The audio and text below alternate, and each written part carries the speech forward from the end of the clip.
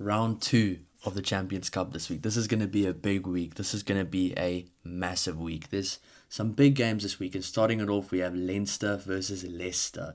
Bit of a tongue twister, but this is a big game. This is a bit of a, I wouldn't say a rivalry because Leinster have kind of been dominating it for the past few seasons, but this is built up into quite a big game every time they play. It's always a fun one to watch. I mean, Leinster have normally got the better of Leicester, but there's two really good teams selected here. I mean, Rico Ioane is probably the big announcement from this. Rico Ioane getting his first start for Leinster. I'm really excited to see how he goes. But I mean, look at the Leinster team. They got McCarthy, Kelleher, Tide Furlong, Joe McCarthy, James Ryan, Jack Conan, Caelan Doris, Josh van der Fleer. I mean, that forward pack already is just absolutely monstrous and probably one of the better forward packs, if not the best forward pack in this competition right now.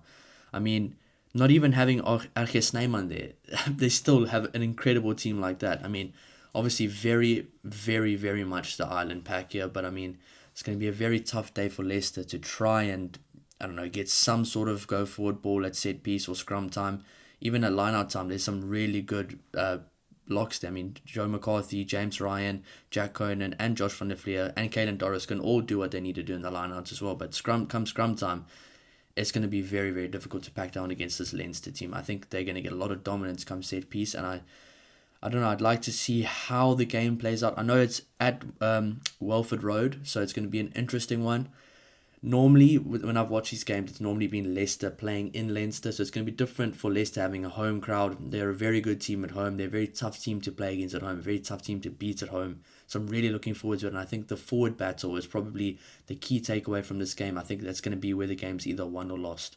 But looking at the backline, you got Jameson Gibson Park, Ross Byrne, James Lowe, Robbie Henshaw, Rico Ioane at 13, T. O'Brien, and J. O'Brien. I mean, yeah, this is a absolutely phenomenal Leinster team, and this is a team that I think is one of the favourites to win the competition for sure. I mean, personally, I'm just really excited to see the likes of Rico Ioane getting some good game time. He's one of the better players in the world, and I know he's been lacking form recently, so it's going to be good to see how he gels with these players and how his Southern Hemisphere not care attitude style of rugby really fits into this very structured team of Leinster. So I'm really looking forward to see what he adds. I think just like Geordie Barrett had a great spell at Leinster, I think Rico Ioane is also going to have a very successful spell at Leinster. So I'm really excited to see him there. It's probably one of the main reasons why I'll be watching the game. And I mean, three Kiwis in that backline, Gibson Park, Rico Ioane, and James Lowe. So it's going to be exciting to see how those guys play together.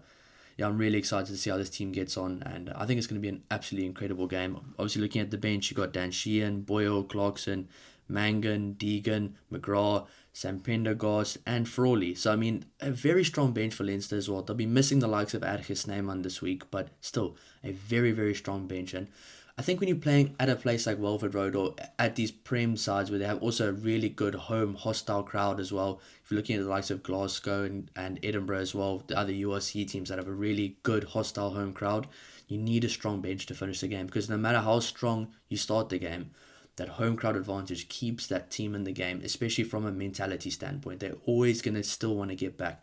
Even if they go down early, they're going to want to climb back into the game. So I think this is a really good team chosen from Leinster, and I'm really excited to see how they go. I mean, a key thing is probably that this whole team just oozes quality. I mean, there's just quality all over, world-class players.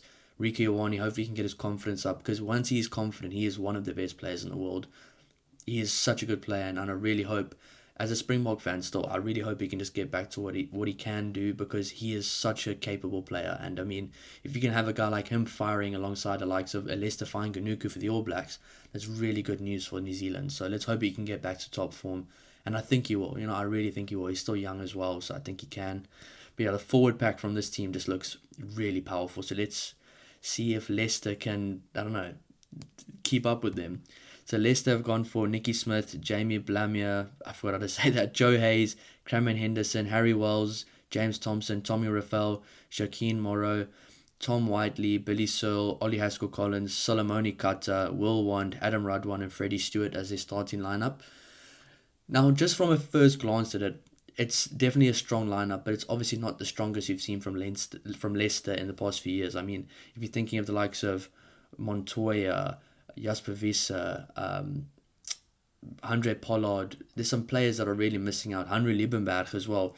some players that they'll be missing. Obviously, those aren't players that are there anymore, but players that they'll definitely have been sad to let go and that are massive losses for the club. So, yeah, right now, I think the balance of power definitely lies with Leinster for this one, 100%. But there are some good players playing. I mean, Joe Hayes has to have a big game, especially with Will Stewart having his injury. Joe Hayes has to have a big performance to put himself into Six Nations contention. You have the likes of Harry Wells looking for a big performance from him. Tommy Raffel, captain. So normally, don't normally see Tommy Raffel as captain. He's normally a player. You just want to let him play his game, get his fetches done, steal as many balls as possible. So it's going to be interesting to see how he performs as captain in such a big game like this. But he is a very, very, very good player. So I'm interested to see what happens there.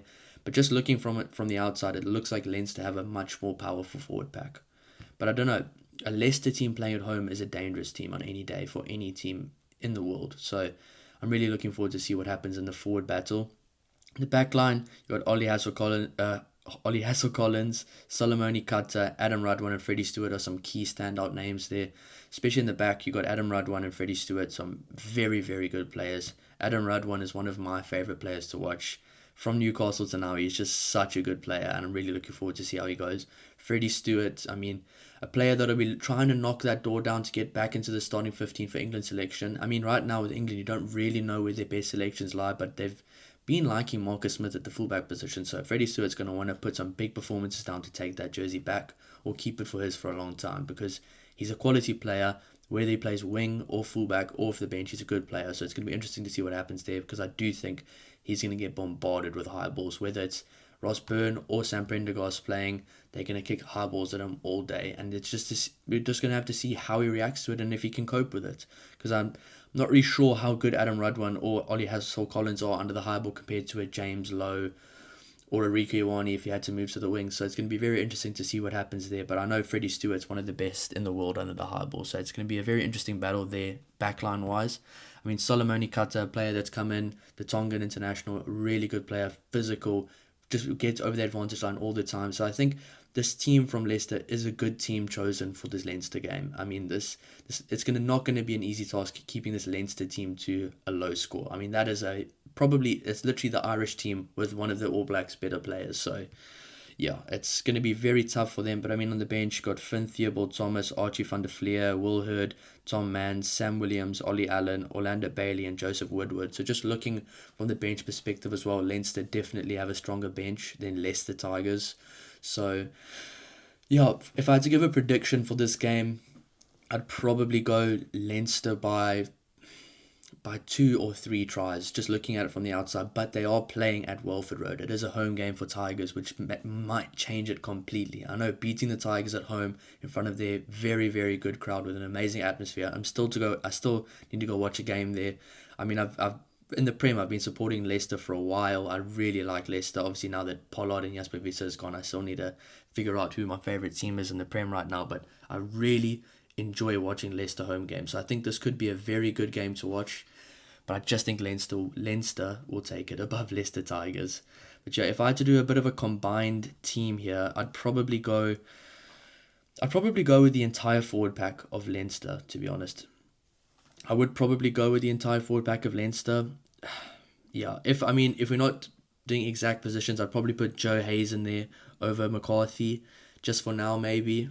But that's one player in the forward pack, and then in the back line as well, I'd probably put Freddie Stewart as a fullback, and yeah, that's about it, to be honest. I mean, on the wing, I'd also go Adam Radwan over O'Brien as well on the wing. So, I mean, 3 players from this Leicester team I would have in a combined team with Leinster. So that just shows really where the balance of power lies. But, this tournament, anything can happen. And Leinster have been known to, when they really need to win a game, lose it. So you don't know what can happen. And I think it's going to be a crack of a match. And I'm really looking forward to it at Welford Road.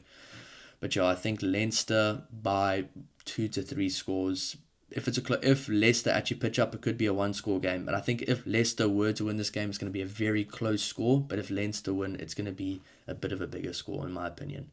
But guys, that's just my opinion, my preview for the game. I'm really excited. I'm going to do a preview for all of the games for the weekend, or for most of them. Some really really exciting games. And I'll be doing a full-time reaction directly after the final whistle as well. So yeah, really looking forward to this one. And guys, thanks so much for all the support on the channel. Please don't forget to like and subscribe to help the channel grow. There's going to be so many more videos. Champions Cup, Prem, URC, Top 14, Six Nations, of course, International Rugby, Springboks, All Blacks, everything, guys. So please don't forget to like, subscribe. Thanks, guys.